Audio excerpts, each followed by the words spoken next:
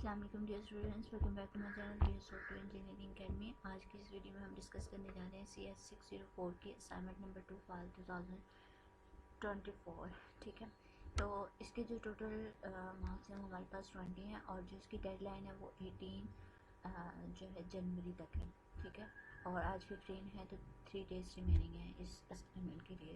तो चलते हैं अपने इसके क्वेश्चन फाइल की तरफ। इसको थोड़ा सा जूम आउट कर लेते हैं। तो ये इसकी इंस्ट्रक्शंस दी हुई हैं कि आप लोगों ने इन रूल्स को को फॉलो करना है, जो कि हमारी हर असाइनमेंट के जो है स्टार्ट में होती हैं। तो आपने इसको माइक्रोसॉफ्ट वर्ड में या एडोब क्रॉप्ड PDF फाइल में तो इसको आप जो है सबमिट करवा सकते हैं, और इसमें HTML इमेजेस भी आप ऐड कर सबमिट करवा सकते हैं इनलाइन मोड में।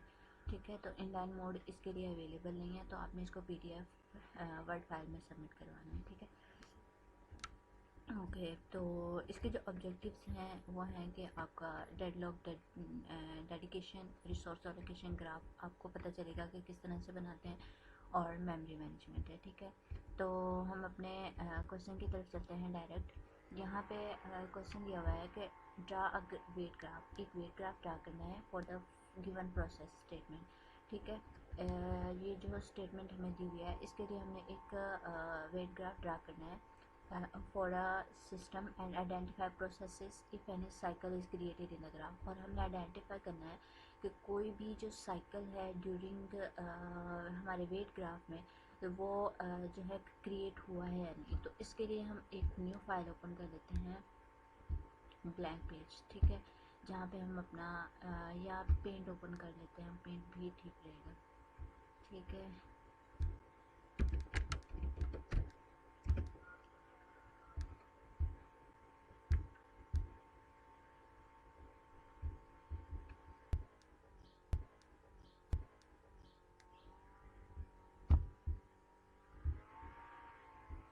इस तरह से आपने इसको जो है एडजस्ट कर लेना है। ठीक है, अब हमने इसके लिए वेट ग्राफ बनाना है। तो वेट ग्राफ किस तरह से बनाएंगे, यहाँ पे हमारे पास जो है P है, P1 P2 P3 P4 and P5, और रिसोर्सेज हमारे पास हैं R1 R2 R3 and R4। अब जो P है हमारे पास उसको हम राउंड शेप से ज़ाहिर करते हैं, और जो रिसोर्सेज हैं उनको हम रेक्टेंगल शेप से ज़ाहिर करते हैं। ठीक है, तो यहाँ पे हम अब शेप्स बना लेते हैं। उसके लिए हमें 4 शेप्स रिक्वायर्ड होंगी। आप लोगों ने इसको वर्ड फाइल में बना सकते हैं, यहाँ पे भी बना सकते हैं, लेकिन मैं आपको जस्ट जो है इसकी इमेजेस बना के दिखाऊंगी। ठीक है, आप लोगों ने इस तरह से 5 शेप्स बना लेनी है। ठीक है, और रिसोर्सेज भी हम साथ ही बना लेते हैं। 4 हमारे पास रिसोर्सेज हैं, तो एक रिसोर्स हम यहाँ पे रख लेते हैं, एक रिसोर्स हम यहाँ पे रख लेते हैं, और एक रिसोर्स हम यहाँ पे, और एक रिसोर्स हम यहाँ पे। ठीक है,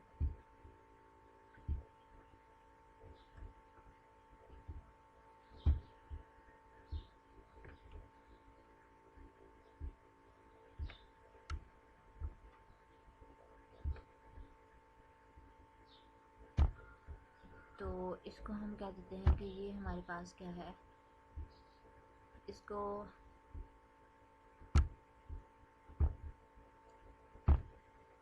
ये P1 है हमारे पास। ठीक है, इसको P2 कह देते हैं, P2, और इसको P3 कह देते हैं। ठीक है, और ये P4 P5 आ जाएगा, P4 ऊपर रख ले नीचे रख ले कोई फर्क नहीं पड़ता है। ठीक है, और यहाँ पे हम P4। ठीक है, और रिसोर्सेज हैं, उसके बाद हमारे पास रिसोर्सेज हमारे पास 4 हैं, तो इधर हम रिसोर्सेज को रख लेते हैं R3 और सॉरी R2। लेकिन अगर हम इसको वर्ड फाइल में बनाते तो ज़्यादा बेहतर, तो वो मैं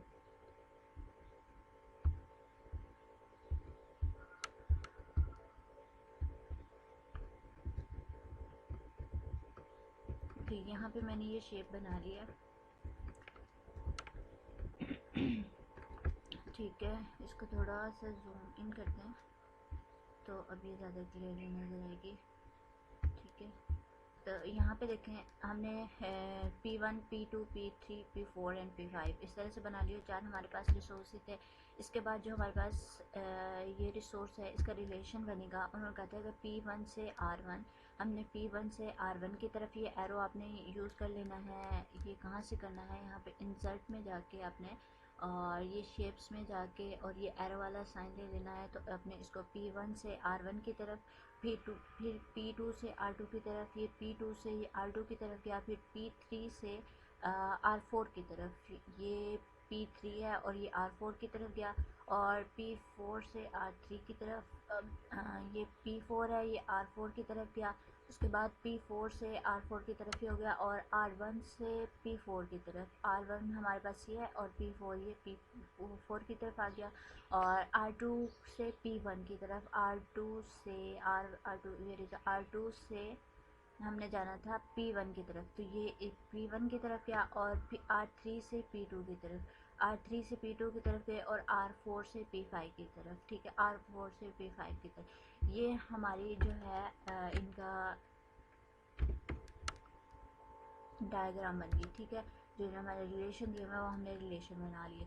और इसके बाद उन्होंने क्या कहा था कि कोई आपने इसमें आइडेंटिफाई करना है कि कोई भी साइक्लिक बनता है कि नहीं, साइकिल बनता है या नहीं। तो साइकिल बनाने के लिए हम रिसोर्सेज को रिमूव कर देंगे, उसके लिए हमें एक और डायग्राम बनानी पड़ेगी।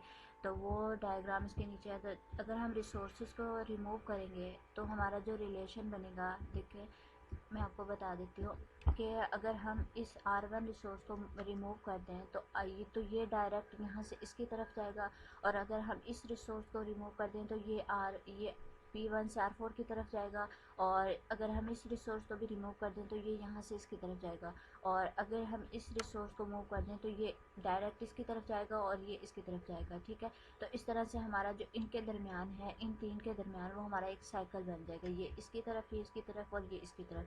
ठीक है, तो ये नीचे वाले डायग्राम में आप देख सकते हैं, मैंने इनको क्लियरली बना दिया है। तो आप इस P5 को यहाँ पे भी ला सकते हैं इजी अपनी आसानी के लिए। ठीक है, तो वो मैंने उधर बनाया हुआ, तो मैं तो इसको थोड़ा सा कर्व ब्रेक का यूज़ करके मैंने उधर ही कर लिया। तो आप इसको इस तरह भी कर सकते हैं, और ये हमारे पास एक साइकिल बन गया। ठीक है, ओके, तो नेक्स्ट क्वेश्चन की तरफ चलते हैं। और उन्होंने कहा कि सपोज हमारे पास क्या है, टू पास कंपाइलर्स हैं विद गिवन स्पेसिफिकेशंस है, और जो प्रोग्राम कोड है वो longer than available memory size है। तो अब according to overlay concept calculate the memory size of 2 by passing considering the following specifications. ठीक है, और पास नंबर 2 कंपाइलर क्या है, हमारे पास जो अवेलेबल मेमोरी है वो 170 के है, और कुछ जो कोड साइज़ है वो 250 के है, और जिसकी कॉमन रूटीन्स हैं 30 के है, सिंबल टेबल है 20 के है, और जो ओवरले डिलेज ड्राइवर है वो 20 के है। अब हमने पास 1 और पास 2 जो है वो फाइंड आउट करना है। अब हम पहले पास 1 का जो है पास 1 का SPI, और जो उसमें 30 कॉमन एट्रीब्यूट्स को प्लस करेंगे हम सिंबल के साथ, और सिंबल्स को करेंगे ओवरले के साथ, और प्लस करेंगे पास 1 कोड के साथ। ठीक है, और जो इसका अवेलेबल मेमोरी साइज़ है वो 170 के से ज़्यादा नहीं होना चाहिए। ठीक है, अभी इनको प्लस करेंगे तो हमारे पास 170 के लेस दैन और 170 के से जो है कम आया, तो जो P1 है वो लेस दैन और इक्वल टू है 10 के। तो हम इसको कह सकते हैं कि 80 के जो है, so the pass it would be 80 के। जो पास है वो हमारे पास कितना है, 180 के है, तो 170 है। ठीक है, और 170 में से इनको प्लस किया 30 और 20 और 20, ये हमारे पास 70 आ गया, तो ये लेसन किससे, 100 से। तो इसी तरह से हमने पास 2 का टेकिंग ले लेना है, उनको प्लस करके P2 में उनको सबमिट कर देना है। सॉरी यहाँ पे सिंबल मिसिंग है, या प्लस लगाना। ठीक है, और इसका भी साइज़ 170 के से एक्सीड नहीं करना चाहिए, तो इसको हम 90 के इसको जब हम प्लस करेंगे P2 के साथ, तो ये हमारा कितना आ जाएगा, 90 आ जाएगा। तो जो पास 1 पास है वो हमारे पास 90 के है। ठीक है, और जो पास P1 है वो हमारे पास 80 के है। ठीक है, क्वेश्चन नंबर 3 है कि considering the following parameters calculate the effective memory access time. हमने टी इफेक्टिव टाइम जो है वो कैलकुलेट करना है। तो यहाँ पे टी हमारे पास क्या है 150 नैनो सेकेंड्स है, और टी टी एल भी क्या है 25 एन सेकेंड्स हैं, और द हिट रेशो हमारे पास है 90, और टी इफेक्टिव का अब टी इफेक्टिव का जो फार्मूला है वो हमारे पास क्या है एच आर और T T L B plus T, इसमें हम उसको प्लस कर देंगे, और M R T T L B plus two M T. तो टी इफेक्टिव 0.9 0.9 क्या है, अगर हम इसकी हिट रेशो एच आर हमारे पास क्या हिट रेशो, अगर हम इसकी परसेंटेज कैलकुलेट करेंगे तो हमारे पास 0.9 आ जाएगी, और टी टी एल बी क्या है हमारे पास क्या है 25 है, और टी एम ये हमारे पास 150 है, और प्लस करेंगे एम आर के साथ, और 0.1 है, और 25 प्लस 2 के साथ, और इसमें वो हम जो यहाँ हमारे पास टी एम ई, तो इसको हम इसके साथ ऐड कर देंगे, तो इसको इस तरह से हम इसको कैलकुलेट करेंगे तो 190 जो है इसकी रेशो आ जाएगी। इसी तरह एज इट इज़ आपने इसको बना के और इसको सबमिट करवाना है। अगर आप इसको पे लेना चाहते हैं तो आप मेरे ईमेल एड्रेस पे जो है इसको आप मुझे कर सकते हैं, आपको विद इन